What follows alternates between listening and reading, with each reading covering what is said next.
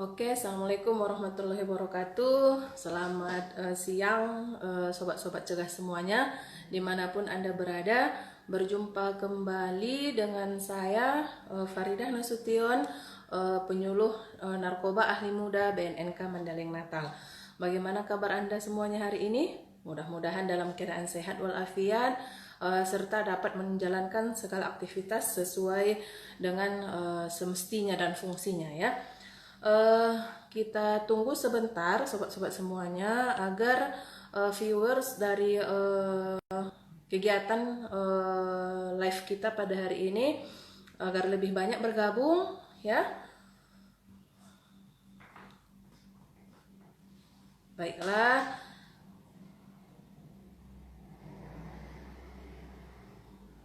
Ya. Baiklah. Jadi kita hari ini akan berbicara tentang Hari Anti Narkoba Internasional atau yang sering kita singkat dengan HANI ya. Ini akan diperingati pada tanggal 26 Juni 2021. Pada tahun ini akan diangkat tema HANI sebagai Desa Bergerak Indonesia Bersih Narkoba. Ya, jadi kita hendak mendiskusikan tentang bagaimana sih sebenarnya fungsi dari desa, bagaimana desa bergerak dalam upaya mencegah dan memberantas penyalahgunaan dan peredaran gelap narkotika di desanya ya. Nah, sebenarnya perlu kami informasikan kepada sobat-sobat cegah dimanapun Anda berada, bahwasanya di seluruh Indonesia, kita Provinsi Sumatera Utara memiliki angka prevalensi penyalahguna narkotika yang paling tinggi, ya, yaitu Sumatera Utara. Kemudian itu disusul oleh Sumatera Selatan, kemudian disusul dengan DKI Jakarta. Jadi sebenarnya peringkat ini merupakan sesuatu yang sangat menyedihkan sekali ya, karena angka prevalensi kita yang semakin tinggi di Indonesia, ya, maksudnya angka prevalensi kita yang paling banyak di seluruh Indonesia. Nah, kemudian sobat-sobat cegah semuanya, sebenarnya mungkin timbul pertanyaan pada sobat-sobat cegah semuanya, sebenarnya bagaimana sih cara untuk menangani kasus narkoba yang semakin hari malah semakin banyak gitu. Nah, perlu kami informasikan bahwasanya seluruh penanganan kasus narkoba itu didasarkan pada Undang-Undang Nomor 35 Tahun 2009 ya. Jadi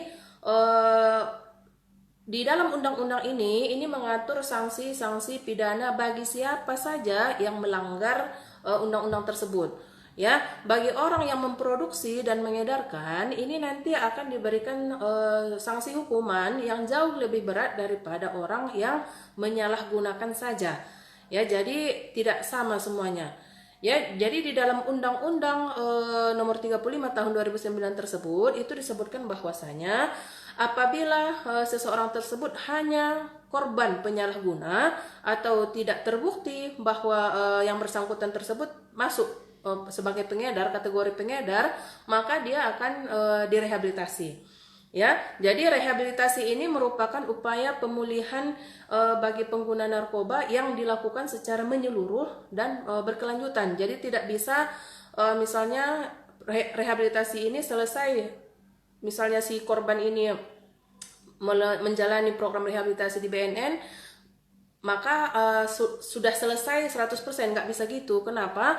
Karena nanti begitu misalnya si pengguna ini atau mantan, atau misalnya kita sebutkan dia sebagai si klien, misalnya si klien ini sudah mengikuti program rehabilitasi di BNN, maka ini nanti otomatis akan kembali ke masyarakat ya. Jadi nanti masyarakat harus ikut mengawasi agar si klien ini tidak kambuh lagi dan tidak ikut lagi dalam tidak ikut ya menyalahgunakan narkotika lagi.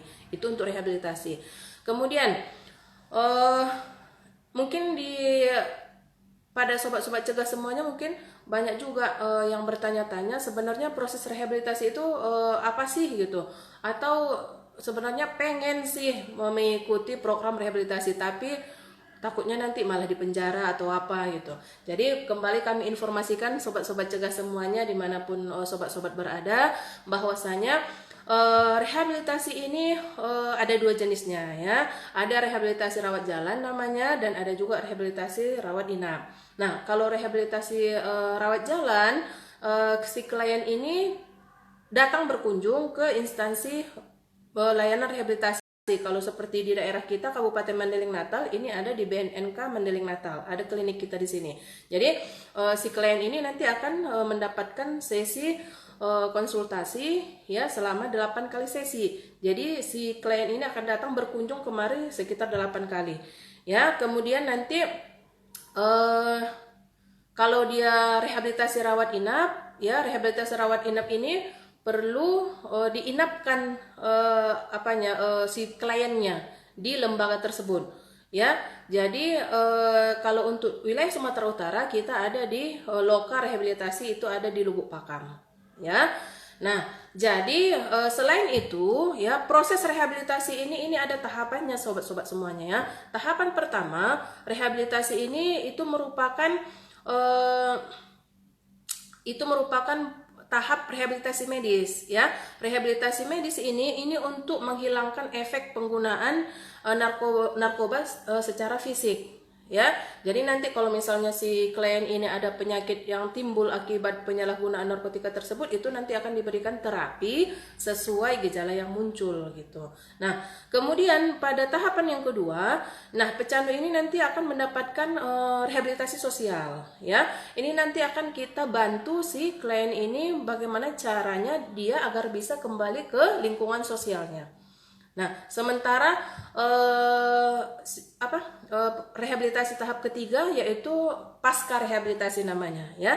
Pasca rehabilitasi ini adalah pendampingan terhadap si klien untuk kembali dia ke masyarakat. Didampingi tadi di tahap kedua itu masih kita ajarkan, kita diskusikan dan segala macamnya. Pada pasca rehabilitasi ini dilakukan pendampingan baik oleh petugas dari BNNK, bisa juga dari aparat desa dan keluarga ya tentunya ya. Jadi proses pendampingan ini ataupun proses pasca rehabilitasi ini sangat luar biasa manfaatnya dalam mencegah kekambuhan.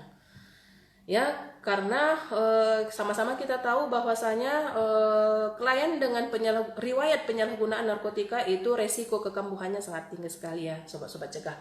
Nah, kemudian itu tadi sudah kita bahas ya, bagaimana sih sebenarnya cara penanganan permasalahan narkotika di negara kita. Yang pertama itu tadi apabila dia hanya sekedar menyalahgunakan ataupun korban, maka dia akan kita berikan layanan rehabilitasi.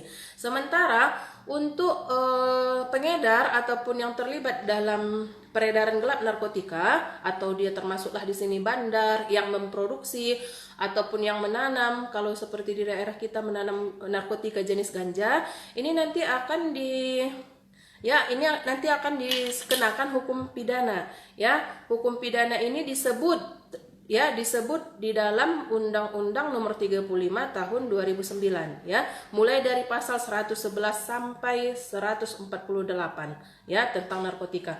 Nah, di sini berapakah hukuman yang diberikan kepada yang mengedarkan, yang memproduksi, yang memiliki tanpa hak dan segala macam, itu bisa dikenakan hukumannya maksimal sampai 20 tahun. Atau mungkin seperti sobat-sobat jaga semuanya pernah mendengar, ada bahkan yang sampai diberikan hukuman seumur hidup atau bahkan sampai hukuman mati. Ya. Jadi sebenarnya undang-undang telah mengatur secara tegas hukuman terhadap orang yang terlibat dalam peredaran gelap narkotika ini. Ya, ini adalah yang kedua cara kita untuk mengatasi permasalahan narkotika ya. Nah, kemudian mungkin gini ya, kan sebenarnya pada saat kasus narkotika itu banyak diungkapkan, banyak yang kita ketahui atau kita berantas, itu mungkin sobat-sobat cegah mungkin ada bertanya, barang buktinya dikemenain gitu ya. Jadi perlu kami informasikan bahwasanya semua barang bukti yang kita dapatkan dari kasus kasus peredaran gelap narkotika itu nanti akan dimusnahkan sampai habis, itu dengan menggunakan mesin insinerator namanya. Jadi insinerator ini pembakaran dengan menggunakan mesin secara tertutup. Kalaupun ada asap yang keluar sangat sedikit, dan asapnya ini sudah bersifat netral dia, jadi tidak mengandung zat narkotika lagi, ya. Dan tadi saya katakan sampai tak bersisa ataupun tidak ada lagi kandungan narkotikanya dari sisa pembuangan asapnya gitu ya. Jadi jangan khawatir, sobat-sobat cegah semuanya, jangan nanti malah dipikir pegawai BNN yang malah diselundupkan, enggak ya. Jadi prosesnya itu sangat ketat, dan kita akan pemusnahan ini nanti akan diundang seluruh lintas sektor ya yang terlibat dalam pengungkapan kasus narkotika ini. Nah, kemudian lalu mungkin sobat-sobat cegah juga bertanya-tanya nih, lalu apakah kasus narkoba ini hanya bisa ditangani dengan proses rehabilitasi dan hukum saja gitu? Tentu saja tidak ya, tentu saja tidak sobat-sobat. Nah, sekarang kita lihat pola pikirnya begini. Narkoba itu muncul itu akibat adanya permintaan, ya. Karena ada permintaan, otomatis itu akan ada supply ataupun akan ada pihak yang menjamin ketersediaan barangnya, ya. Nah, kalau ini disalahgunakan karena tingginya permintaan, maka nanti akan memunculkan penyalahguna dan pengedar yang baru. Nah, ini nanti lingkaran setannya ini nanti akan menaikkan kembali jumlah permintaan dan penyediaan, ya. Jadi makanya tadi kita katakan untuk pecandu ataupun korban penyalahguna narkotika ini akan ditolong ataupun akan ditangani melalui jalur rehabilitasi. Sementara untuk untuk pengedar ini nanti akan ditangani secara hukum. Nah, sementara ya untuk memutus tingginya angka permintaan ini dan penyediaan ini, maka kita harus memberikan penanganan secara menyeluruh dan berkesinambungan atau bersama-sama gitu. Dengan upaya apa? Yaitu dengan cara melakukan pencegahan, ya.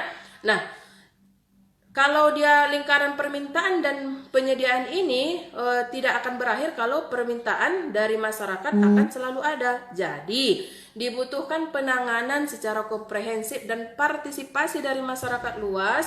Jadi nggak cukup hanya dari BNN saja. Dengan cara bagaimana?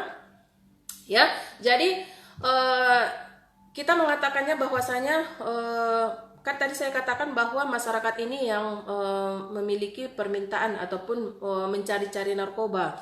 Jadi kita lihat unit terkecil dari masyarakat itu apa? Yaitu keluarga. Di dalam keluarga itu ada siapa saja? Ada anggota keluarga, ada kepala keluarganya, ya. Jadi kita lihat saja dulu, misalnya remaja. Jadi kalau remaja ini tumbuh dalam keluarga yang baik, yang memiliki sifat positif, maka resiko dia untuk menyalahgunakan narkotika itu akan semakin kecil. Ya, ini upaya kita. Jadi ini upaya kita untuk melakukan upaya pencegahan di tingkat keluarga gitu. Dengan cara apa? Ya, dengan cara apa? Edukasi dini mengenai narkotika di keluarga. Jadi jangan menganggap tabu lagi membahas narkotika dengan anak-anak di rumah, ya. Jadi berdiskusilah. Kalau tidak kita bahas di rumah apa itu sebenarnya narkotika, maka si anak akan mendapatkan informasi dari teman-temannya, akan mempercayai bujuk rayu dari pengedar, dari bandar, sehingga dia cenderung mencoba. Sementara prinsip dari narkotika ini jangan sampai dicoba. Kalau sudah dicoba, maka dia akan selalu cenderung mencari terus. Ya, karena ada sifat adiksi pada narkotika tersebut.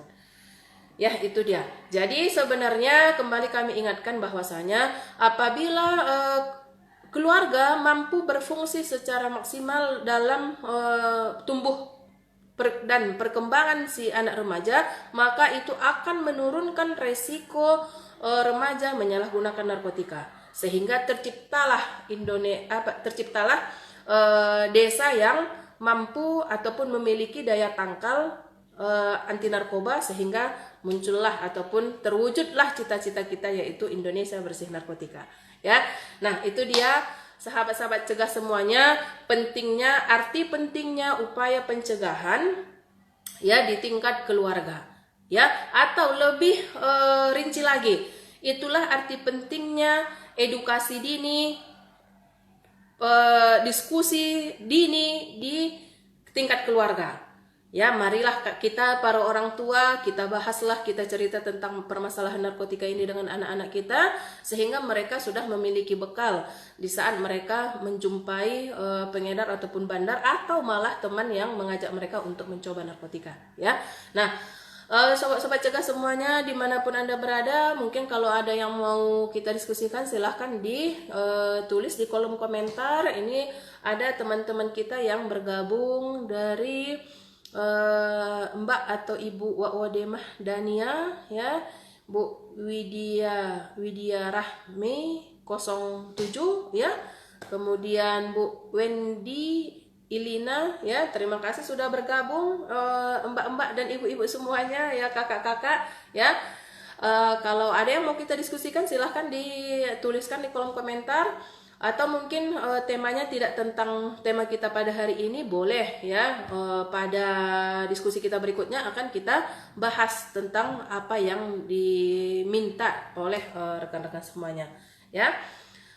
Jadi kami ingatkan bahwasanya kita akan memperingati Hari Anti Narkoba Internasional itu pada tanggal 26 Juni 2021 ya, dengan tema Desa Bergerak Indonesia Bersih Narkotika ya. Sekian saja dari kami, mohon maaf atas segala kekurangan dan kesalahan. Pada Allah saya mohon ampun. Selamat siang. Assalamualaikum warahmatullahi wabarakatuh.